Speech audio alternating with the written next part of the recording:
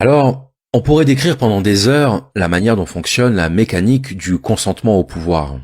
Mais ce n'est pas ce qu'on va faire parce qu'alors, on tomberait dans l'écueil que signale implicitement la Boétie dans son discours, à savoir l'écueil de la dénonciation. Pour la Boétie, il ne s'agit pas de condamner la servitude, il s'agit d'en sortir. Et pour lui, le seul moyen de sortir de la servitude, la seule et unique façon de devenir des êtres libres, c'est de cesser d'obéir. Alors vous allez me dire, la belle affaire, c'est un peu évident. Oui, pour être libre, il faut cesser d'obéir. Oui, mais sauf qu'il faut comprendre ce que ça veut dire.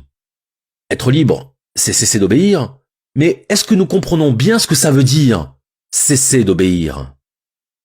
Selon la Boétie, nous comprenons mal ce que signifie ne pas obéir.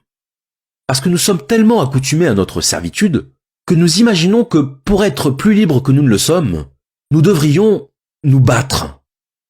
Nous imaginons que la liberté s'obtient par des actes. Or, cesser d'obéir, ce n'est pas agir, c'est au contraire cesser d'agir. Désobéir, ce n'est pas faire quelque chose, c'est cesser de faire quelque chose. Or, remarquez comme notre imaginaire est façonné par l'idée d'une liberté conquise par la lutte.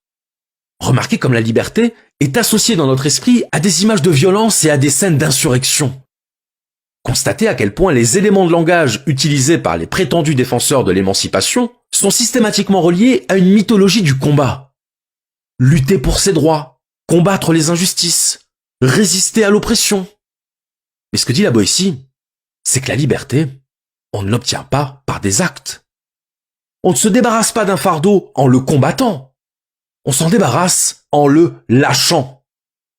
Être libre, ce n'est pas vociférer à l'oreille des dirigeants. Ce n'est pas les menacer de mettre le feu aux poubelles. Parce que de toute façon, les poubelles, c'est nous qui allons les payer.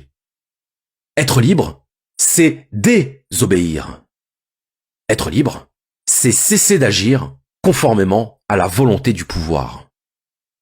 Et c'est ça qui fait dire à la Boétie que dès lors qu'on cesse d'obéir au pouvoir, sans violence, sans agressivité, juste cesser d'agir selon sa volonté, alors le pouvoir est nu.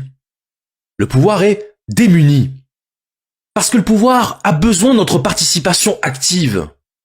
Et parce que combattre le pouvoir, c'est encore le nourrir. C'est le légitimer comme pouvoir. C'est le valider comme pouvoir. Combattre le pouvoir, c'est se placer dans la situation de l'opprimé qui réclame au pouvoir les miettes de sa liberté. Le pouvoir ne peut opprimer que des opprimés consentants. Le pouvoir ne peut avoir comme esclaves que des esclaves volontaires. Mais dès lors qu'il n'y a plus d'opprimés, il n'y a plus d'oppresseurs. Et ce n'est pas en faisant disparaître les oppresseurs qu'on cesse d'être opprimé. C'est en cessant de se conduire en opprimé qu'on fera disparaître les oppresseurs.